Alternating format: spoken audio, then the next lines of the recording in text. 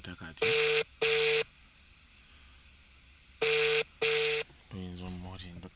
Hello? Hello? Maggie. Wanjisu. Banaye, how are you? Simanyi bwenyeza kuddamu yawo. Ono Kasuku. Yes. Mbadde njagala wali we twogeredde. Mbadde njagala y'akantu ka video naye ongambye kayinza okutwala ate longo. Olina okusooka. Like later ndoza sanga munana. Mbeera kati awo nkusangawa. Njakubira nze manyi ojja kunkubira nze nkusange woli kumpimpi around. Anyway, kati tusooke twogeremu koka audio kuba kati ebintu ebyokukola ate nabyo bingi. Kati omuntu atuwuliriza njagala omusigire ekifaananyi. Like I had earlier said, togezeko by some how do you meet Pastor Iga? Yes. The Pastor Iga namusisinkana those 2008. Nali nisoma Makerera awo first year. Naye nga njagala nnyo music biseera ebyo nga muwulira wekawala kati nganze ekyasinga okuntwala mu church ye yali music ng'alina music gwe bakuba mu praise and worship team. So kati nga buli lwe ntuula mu church mpulira nga manyi omuntu yenna ng'alina omwoyo gw'endongo oyo. Ngamba okay, njagala kutandika kuyimba mu bandi. Kati nali nanze omanyi ndi talented nsobola okuba gitaar biki kati bwe nayingira mu bandi nga bomanyi omuntu yenna alina talent nti ekintu kye kikwatayo mangu. So kati bampa mu bandi tuba tuyimba nze nga nkuba gita nali nkuba rhythm gita nga waliwo akuba solo n'abakuba bass biki. Eri bagamba omuwala abeera kyanga amanyi gita bwati biki ne bampita ne bakuba anything ne bampa gita ntandike okugikubira nga nrhyminga nabo. So kakati we nkuba gita kanisa yonna nekuba enduulu biki ne bampa ssente nnyingi nnyo awo we twajja omukwano ne tutandika okwemanya nsuubiza ssente n'azimpa na tufuuka ba mukwano ddala nnyo kwe ga talenti yange ng'ajagadde ate nga naye mukubi wa gita. Nangamba mbadde nno njagala tukolagane music wonkole kintandike okumupromotinga. Ne mugamba ebintu ebyo byantama kuba nze binayita mu bingi Supergirl ate bino bikiya. Waliko Supergirl? Naliko Supergirl nali wakubiri. Supergirl kye kyate? Yali singing competition yali ku Record TV ebiseera Record TV nga yakajjanga y'amaanyi. Okay. Wali wakubiri? Nali wakubiri n'empangulo gende South Africa eyo kine ssente. So kati nga bintamye abantu bansuubizanga nnyo nga tebatuukiriza era kye namugambanga. Nangamba ku luno nze mpa chance njagala nkugezese tulabe. Awo Revival Band tennatandika bakyali ku bandi eno? Tennatandika bikyali bya praise and worship team. Ekawala kati olwo ng'akyali wansi oba ng'ali waggulu? Wansi mu kitundu baali eyo gye twatandikira. Wano ku Kibanda? Awo. Kati tutandika tukwata gita nze naye tukuba oluyimba mu ggwanga lya Uganda lutondebwa. Oluyimba mu ggwanga lya Uganda bwe lutondebwa nali teenager nali nakafuna emyaka egyesalirawo. Oluyimba lufuuka ekizibu oluyimba luyatiikirira mu ggwanga lyonna kwega ankolera ekintu kye nali sirabangako. Sooka olindeko kati ggwanga lya Uganda lirabiseemu nabbi omukazi. Kati awo wali omaze okufuuka nabbi omukazi? Oba concept evaawo? Concept evaawo. Kiviira ddala awo jjukira nti bwe bakuba gita omuyimbi yenna abeera nabbi. Omuyimbi yenna ajjukira atondawo ayimba ekintu ekiribaawo oba ayimba ekintu ekiriwo. So kati nga gw'oyimba feeling mu ggwanga lya Uganda okitegeera. So kati ekyo ne kitandikira awo oluyimba ne lufuuka ekizibu mu ggwanga n'alupromotinga bulungi ensi yonna. Kati alukompozinga yaani ye mwennyini? Ffenna.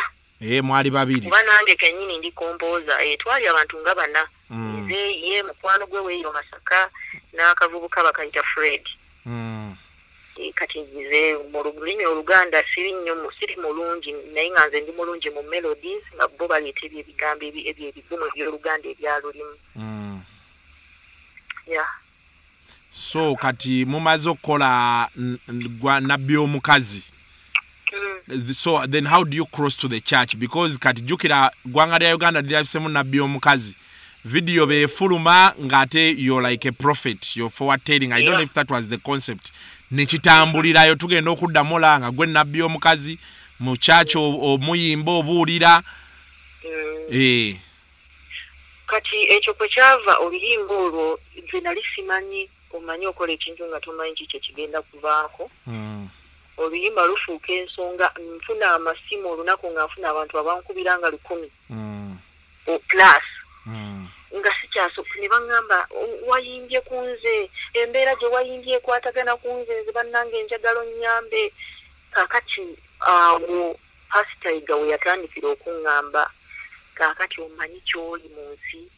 Ne mugaa simanyi kuba nali muto obwongo nga buto nga simanyi kiki ennina kukola. So naŋŋamba kati ekintu ky'oli bw'oba ng'oyimbye ku kintu omuntu n'akwatibwako n'akwata essimu ye akkubire manya olina ekintu ekikuliko gwe ky'otamanyi. Era abantu abo tobakwate bubi bakwate bulungi. Oli naturally gifted. Olina abantu baba bakuweebwa mu mukono gwo bw'olina okuyamba era tandikiraawo mwana gwe. So amasimu tugagana gakwata kuba nali ng'anyo gakwata nga bankubira nnyo. Awo yatandikira okunzimba okubeera nabbi nga nsobola okukansolinga abantu okusabira abantu obakitegeera n'okubuulira enjiri kyatandikirawo. Ne mugamba naye nga bino nze sibitegeera naŋŋamba nja kukuyambako. Ne mugamba naye nze kati naabuulira nti enjiri naŋŋamba era tojja kumanya bwe kijja kuba gwe olunaayinirira wooti katuuti n'obuulire ekyo ebintu bijja kufulowinga byokka kubanga bino ekintu kyo si kikake. Ne mugamba kale awo wekyatandikira ne ntandika okubeera mu bantu nga nkyali tinejja byonna gye ntambulira abantu bakuŋŋaana biki nga annyambako kale okunzimba mpaka ensi yonna bwe yategeera. Kati ate wano we bagambira nti nabbi alina obugere bw'embuzi biki ebyo kati ate awo mutuukawo muti ajjukira awo wali tonnakola kano kayimba ne Kamiiri. Buno obugere bw'embuzi awo bandi kati ebeera ekoleddwa. Bandi yakolebwa oluyimba olwo kuva lwe lwayatiikirira. Revival band n'etandika. So you were the first member of the band. Nina oluyimba lumu. Yes. Kati in between yawo ne wajjawo emboozi y'obugere. Obugere bwa nabbi bwa mbuzi biki? Kati estori y'obugere eyo kyava waliwo omukulu yali yatugula bamuyita Charles erinnya eryokubiri ndyerabidde babaddene. So kati bwatugula nze nali munafu mu kupafominga. Era ebiseera ebisinga bakwabbe naye ankola bubi nti naye amala n'avaayo n'akola erinnya. Ebiseera ebisinga bwe nazizikanga ye ng'agenda opafominga nze saagala genda eyo wala. So kati show eyo we yannemerera ne Bena nga saasobola musindikayo genda kugipafominga. Zaali sente nnyingi era omusajja saazimusasula mpaka nakati zaali sente nnyingi oba zaali show nga 3 nga zirimu eyo ewala ekatosi biki ebiseera eyo nga n'olwo oluguudo tunalukola zaali musimanya ekasensero oba ku myalo eyo nze nga saagala agenda ku myalo. So kati omusajja n'anyiiga kati bw'anyiiga ajjukira kino ekyokubeera nabbi nga abantu basinga bagamba mbu simanyi alinga omusambwa biki nakiyimbako mu nabbi mpaakafo alinga omusambwa. So kati Charles mu kwagala okunkolako revenge kwe kwagala okugenda aggulewo ekigundi ku poliisi agenda aggulawo omusango. Kati agenda okuggulawo omusango ekintu bakisoosowaza ne bakisoosowaza mbu simanya nfuuka kino nfuuka kiri naye nga kyava mu kukizimba eri. Kati Yiga n'agamba olaba ekintu kino olaba omanyi yali musajja muyiiya nnyo nga mugezi n'agamba tusobola okukikozeseza ddala ne tukizimbirako ddala ne tukifuulira ddala nti kituufu oli. Naye nga nze mbitya ne mugamba bannange nedda n'aŋŋamba nkugambye lino ekkubo lye batuwadde kiringa bwe balaga nti nno nti wakuwa lemons okola ki? You make juice. Naye nga bwatyo Charles oyo yennyini yabitandika. So oyo Charles yatandika emboozi mbu ofuuka omusambu asima obugere bwaki?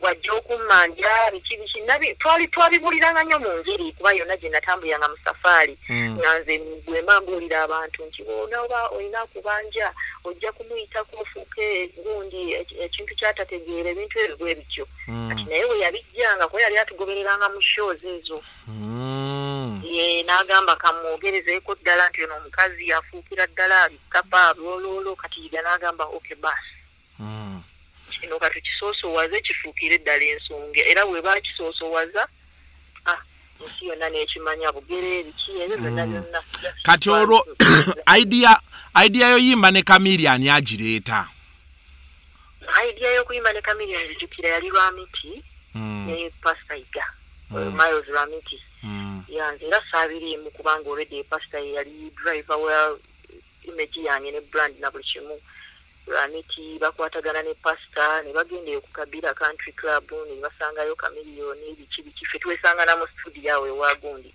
yawe ku Dream Studio yeah but it was Lwamiti and Pastor Iga's idea so ne mukola oluyimba ebyo now there are around 2-3 things many people remember you for wali beera nnyo waayigaawo I think oba because wali musirise nnyo abantu ne bakutwala ku kyokubeera nti oli mukambwe nnyo for starters did you ever have like a sexual relationship ne Pastor Iga kuba mbagamba wali mukazi we biki akati twali nnyo close kuba nze sifunangako mukwano gwange like best friend nga ye mu bulamu nkuze kutuuka wano kubanga yali ambuulira buli kimu nga nange mubuulira buli kimu ne tubeera so close nga bw'omanyi nti temweta bukimanyi abeera wano buli kiki kyonna nga nkimanyi naye nga buli kyanga akimanyi so kati ebyo byalumanga abantu bangi kuba yanneesiganga nnyo obukitegeera era siwe ne batandika n'okutukweshoninga asimanya amudeetinga asimanya amukola ki nze nga n'okusulawo nsulawo nnyo era ebiseera ebisinga we nabeeranga mbadde naye emyaka 8 kituufu yali ayagala okukimeekinga kibeerere ddala nti kyaddala okitegeera naye akuwase oba biki yes kyajja naye ng'olwedde olw'ensonga nti waaliwo energy yaliwo nga tetukkiriza kukola ki kutuuka ku nsonga eyo naye twali so close for almost 8 years so being close kati okutuuka wagambira nti tweyagale nothing had ever happened between you two purely nothing okay kati revival band ezaalibwa muleeta abantu abalala then along the way you tawulo n'ogikanyugawo what happened for a person you say was your best friend, you shared everything and then out of the blue you're like I'm done? Revival band eyo nalabanga omanyi nti nalinga neetika ebintu bingi nnyo ku church awo.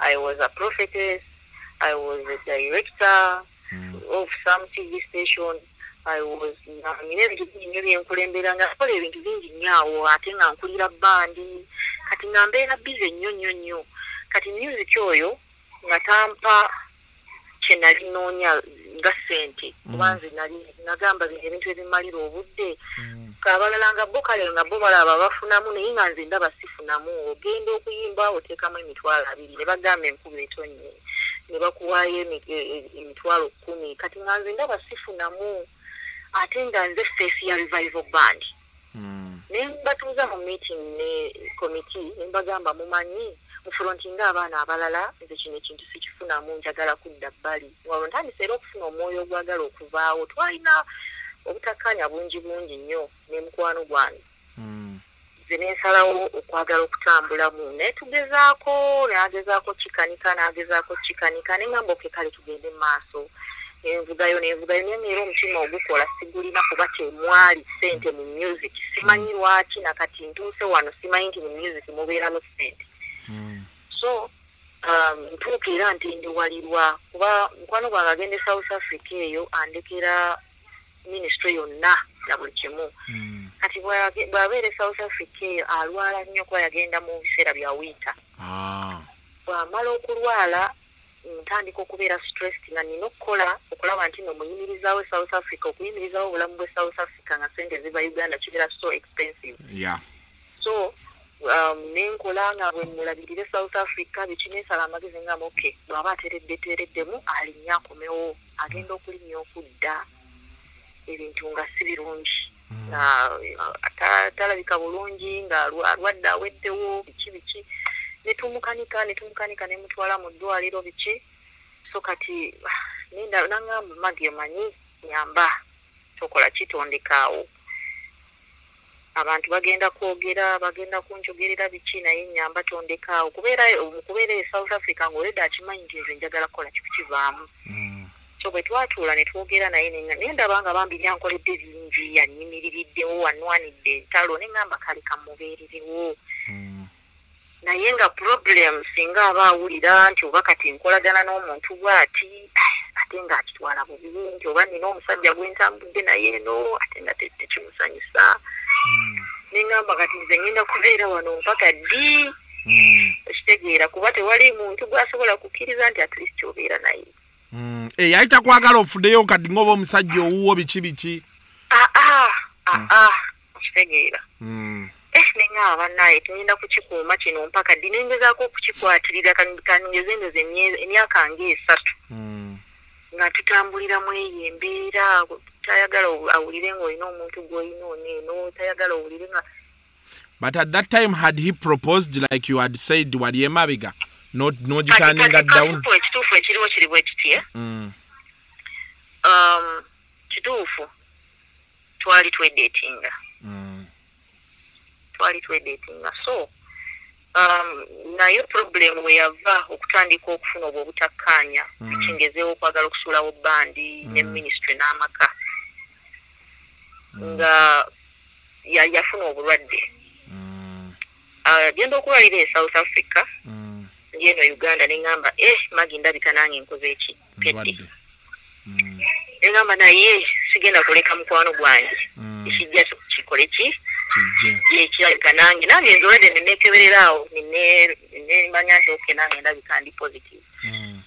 So kati alinnya ennyonyi okukomawo nga mulwadde ennyonyi kitwasooka ne tudduka mu ddwaliro awo ku Lisa ewanakiwala mukwano gwaffe ne Mengo Hospital ne batuleetera ba doctors from Mengo Hospital ne basooka ne batuggyako omusaayi kati batuggyako omusaayi basanga Magi ng'ali negative nga mukwano gwange ali positive nembeera shocked nennemu okuddamu okutegeera nengamba ekijja kitya kati bambi awo we yava nga yakava South Africa bambi mulwadde nangamba Magi badde nkusaba zino bizaawo kisibe ziba zize tondekaawo nkimanyi kati ebigenda mu bwongo obwo bingi biki naye tonsuulawo beera nange buli kimu kye tukoze kyonna nja kukireka mu mikono gyo. Bambi nankwasa ennaku kubanga twali tuvudde wala ne wetwali tutuuse byonna kasiku mubimanyi. So nengamba kasooke mujjanjabe asooka atereere nemujjanjaba ne tutoba era yali anfuddeko Mukama n'atuyamba n'atereera kati bw'atereera naye atejjukira nga ntandisenza okufunamu ki omutima magala okugamba nti at least kuba kati gwe engeri gye wali negative things can't tosobola kubiraba kyekimu ebintu byakyuka okuva olwo ebintu byakyuka totally kakati nembeera stressed ndi waka omuntu gwembeera naye bawadde saagala mulaga nti ate mwesittala nina okumubeererawo ye mukwano gwange yasinga okuntegeera nze nsinga omutegeera so kakati South Africa leseeyo emirimu gye twali tutandiseeyo nina okudduka ate nze nzirukize South Africa sisobola muleka nga muyi South Africa mwali mutandiseeyo church kubanzi jugayo twabeera naye waliwo lwe wagendayo ko n'atugamba nabbi twatandikayo church eyo biki era at one point yali atugambyeko nti ayagala mu relocating wano kyali kitabuso jukira scandals ezajjira okumukumu True, yes, true. Trying to get relocating in South Africa, nyo, iranja kunyumiza kecha tuzira ko South Africa okuyika. Pokati nyende South Africa mazo kumujjanja bateredde mu ne muva ko gwe mulekiranga era tannaterera bulungi. Nyenyo nyende ntase kwa twali tutadde mu sente nyingi. Ndere South Africa sinaba kukkiriza nti kituufu ndiki negative. South Africa nine waliwo eddwaliro gye batera gyentera okukozesa balita Lipod lyawo Belleville. Nyende wa dokita wange ankebera ansanga nga kituufu ndiki ndi negative netusengalo maaso ngamba Mukama Katonda awo nawe nakirizingira okubeera nga simanyi kigenda maaso simanyi kyakukola mukwano gwange saagala muleka ate nga nina okumuleka nange nina planning a future. So nkole South Africa malanvaayo nkomawo wane Uganda tuddamu ne tukikwasaganya naye mbanje South Africa nimugamba nayo manyi ekintu kino mbadde njagala kivaamu bambi nga buli wenjogera nti nyakivaamu kimuwa stress nene nnyo n'alwala nnyo ninaaba naye kati ngenda kukola ntya okwawukana n'omusajja ono era Katonda nsonyiwe engeri yokka gye nakola okwawukana naye yali yakumulagira ddala nti kati omanyi nina omuntu omulala gwendeetinga. Era eyo bwe yabimanya yakwata simu yange yali amanyi patani yange n'agiteekamu n'azanga messages biki byonna bwe yabizuula netufuna obutakkaanya nga bw'omanyi abantu nga mudeetinga. Ne mugamba saagala tulwane kuba twali tutuuse ne kweyo extent erwanagana naye muga saagala tulwane tutuwe egiringa abantu abakulu. Ne mugamba amazima matuufu ndudde nga nzija nkugamba ekintu kya wano si kyakisobola music sifuna mu ssente ministry byonna ndaba ebintu bingi bimmenya. Ne mugamba n'ekirala omanyi already ekigenda mu maaso kuba twali tumaze kumpi emyaka 3 ngene ebweru bamanyi kirala naye nga bwe tuyingira mu nnyumba omu asula mu guest room omulala asula mu master bedroom. So awo bwe twava okwawukana era okujja ebigere byange kawaala lwali olwo olunaku ng'amaze okuzuula messages mu simu n'angamba kale tujja kwekubira kale biki ninvaayo kati bwe nvaayo ekyaddirira eyo kasita amawulire gaakuba scandals we zaatandikira. So kati bino byonna ebyasima abakwatidde mu ssabo biki he was fighting back. Yali agezaako kulwana kituufu yali agezaako kuba yagezaako bambi okuntumira ababaka baalinga babiri ngende mu mugamba akomewo mu ofiisi ye ngenda muwa eddembe lye sigenda kuddamu biki naye nze nga bwe mmanyi mukwano gwange emyaka 8 nali mumanyi nnyo ne ngamba nziraawo ku church andabe nga waliwo emmotoka ejja okumpiikinga ajja kukitwala bulungi kubeera okumala kuvaayo ne bambuulira emmotoka yo yalinga mu bags bapangisanga pikipiki okugoberera buli gy'olaze buli gwomeeteze ne ngamba kali life kikaaki bweti okitegeera nga buli gwe miiti aba mumanya bwe mu mmotoka essimu zonna zendisiivinga azibulira ne ngamba nga life era ne ngamba kati mukwano gwange mumanyi sigenda kuddayo wabula tusigala baga tukanye kya ssente wakwate ssente azimpe ekibasa ekyo sisobola kuddayo kukwata office kuba TV yali yakatandika okukwata awo apakagikwatamu awo gwe wali director. Nze nali director. Kati wano walwalidde kuba jukira actually obadde otugamba ekye South Africa twawulirako nti before nga tebannamukwata bino ebya COVID bye baamukwata yali yagendako South Africa I think last year oba ne bamufererayo yali agenze okulaba agule ettaka sima akole TV ne bamufera nayo ne kimukubirayo. Did you get to know anything about that? Yeah, namanya naye sijja kakasa naye nawulira buulizi nayogerako kone yali mukwano gwe Pastor Serugo ekye South Africa eyo problem nti ffe bwe twali tutandise eyange naye ministry twagiteeka Cape Town ate this time bwe yali azeeyo kukola ate n'agiteeka Johannesburg. ate nga Johannesburg buli muntu yenna amanyi South Africa Johannesburg yekunganira buli mugezi w'ensi yonna buli mutemu w'ensi yonna butereevu kati era yawona bulungi nti ate baali bagenda namukubirayo amasasi nze omusajja yaŋŋamba ono mukwano gwe bwe baagenda kati ate n'asuubira nti ekintu ekyene e Uganda asobola okukikwata n'akiteeka ewa South Africa nga tamanyi nti abantu beeri banjawulomu so kati abo abaamukwatako ennyini bamufeera ng'ogenda kutandika TV station nga bwe yali atandise eyawano wekitegeera awo era abakulu ne bamutikkula bulungi nnyo sente nnyingi nnyo bambi era zamuleetera n'okulwala biki ne baagala n'omukuba amasasi byalimu ebintu bingi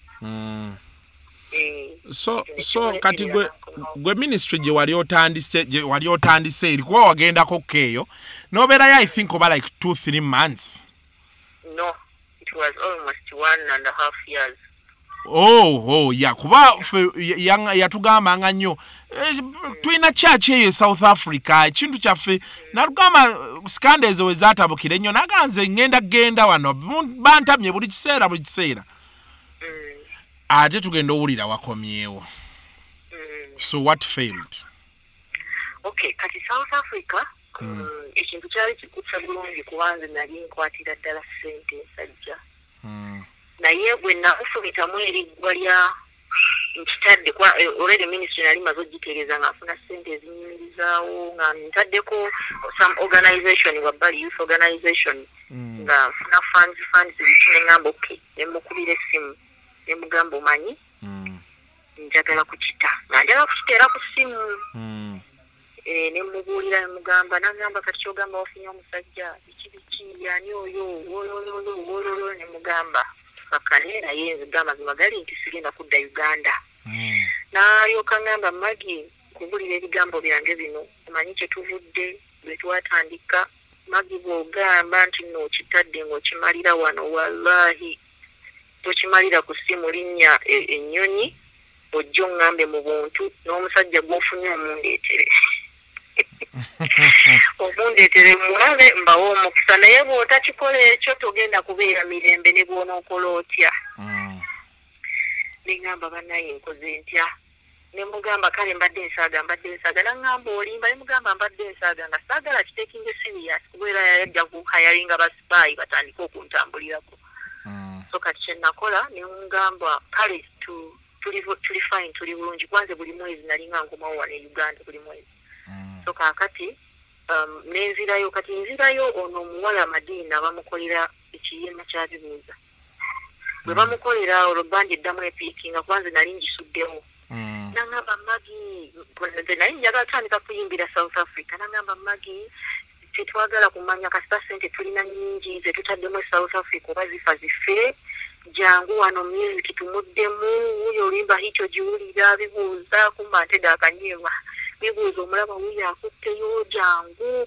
komawo nemugaa sente nga nnyingi ezigenze nga tuli mu miliyoni 3+ nangamba wa ezo sente tujja kukola endala kasita naawe okimanyi tufuna nangamba komawo nantegera ddala akanyeebwa komawo biki bisuulewo byonna bigabe nengamba wayi nampeereza oluyimba ngenda odduwuliramu nga nange ndwagadde kyenakola nengamba kaninyenyonyi tujje tulonkinge bwe nali nyenyonyi okujja okulonkinga bibuuza infact nesente ezo zonna ezapangisa zicopa kyemuizatima naye had a lot of money mugabye sente tuzikasuse tuzigabye mu nakasero tukoze tutya najja n'ebiseera bya ssente kakati naŋŋamba bwe tufaayo tujja kuddamu tufune ssente ezo zifa zife byonna ebintu bigabe we nakomawo okulonkinga bibuuza taddayo naŋŋamba olagawa toddayo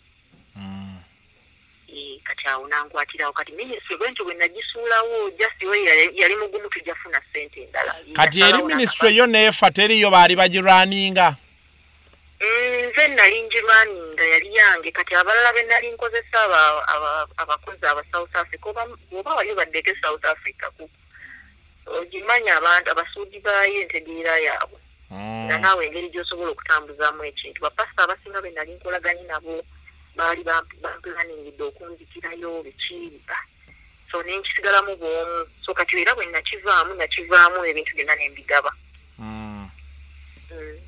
Okay. So nga tuwunzika. Yes.